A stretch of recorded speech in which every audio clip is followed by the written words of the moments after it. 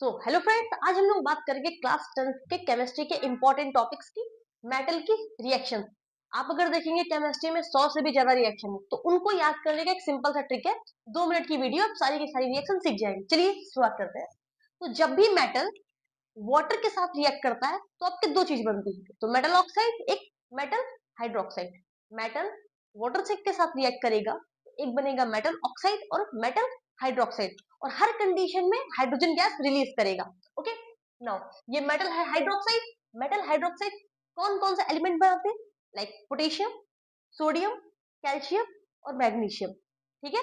और metal oxide के लिए आपको सिंपल एक याद रखना है, जिया। जिया से, जेड से आपका जिंक, आई से आयरन, ए से एल्युमिनियम। ओके। मेटल जब वाटर के साथ रिएक्ट करेगा तो एक आपका बनेगा मेटल ऑक्साइड एंड दूसरा बनेगा मेटल हाइड्रोक्साइड।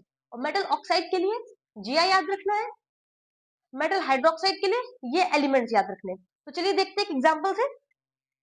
मैंने ले लिया मैग्नीशियम। मैग्नीशियम वाटर के साथ रिएक्ट कर रहा है, तो क्या बन रहा है? MgOH का होल ट्वाइस।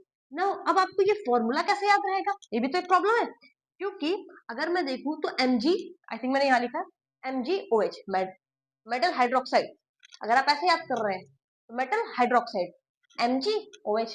अब हमें करना क्या है, इसके नीचे वैलेंसी लिखना है। ठीक है। इसके नीचे अगर हम वैलेंसी लिखेंगे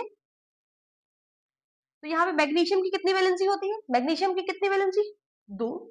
और हाइड्रोक्साइड की 1। फिर आपको करना क्या होता है, इसको क्रॉस मल्टीप्लाई कर देंगे, तो इसका जिससे मल्टीप्लाई 1 MgOH का whole twice. I hope clear है। तो यहाँ पे बन गया MgOH का होल ट्वाइस। इसी तरीके से एक मेटल ऑक्साइड का देख लेते हैं।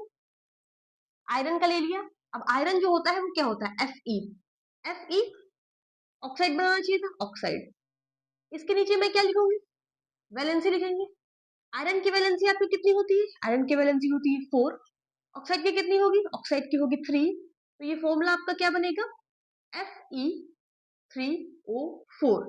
ठीक है। तो जब भी आयरन वाटर के साथ रिएक्ट करेगा, आयरन एक्चुअली वाटर के साथ नहीं, स्टीम के साथ रिएक्ट करता है, जिसमें पूरा का पूरा मिल जाता है।